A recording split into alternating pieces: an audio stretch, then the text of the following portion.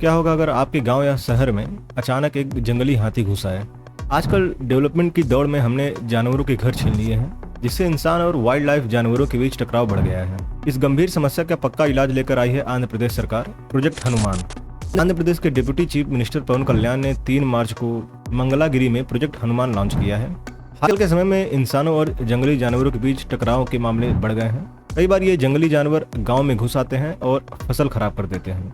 इसलिए state government ने इस प्रोजेक्ट को लॉन्च किया है, जिसके थ्रू इन जानवरों को रेस्क्यू किया जाएगा, उनको ट्रीट किया जाएगा और जिससे वाइल्ड लाइफ और लोकल कम्युनिटीज दोनों को प्रोटेक्ट किया जा सके।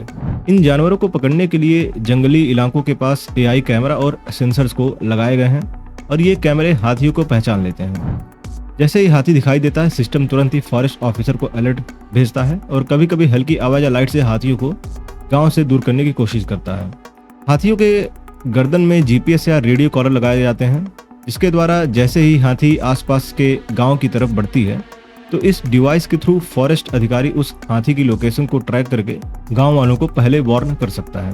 इस प्रोजेक्ट ने वज्र नाम की एक टीम सेटअप की है, जिसका काम यह है कि अगर कोई वाइल्ड एनिमल या घायल जानवर किसी गांव में या टाउन में घुसने की कोशिश करता है तो ये टीम वहां पहुंचकर सिचुएशन को कंट्रोल करेगी, उस जानवर को ट्रीट करेगी और उनको रेस्क्यू सेंटर में छोड़ेगी। साथ ही साथ हाथियों को गांव में घुसने से रोकने के लिए कुमकी हाथियों का यूज करेगी।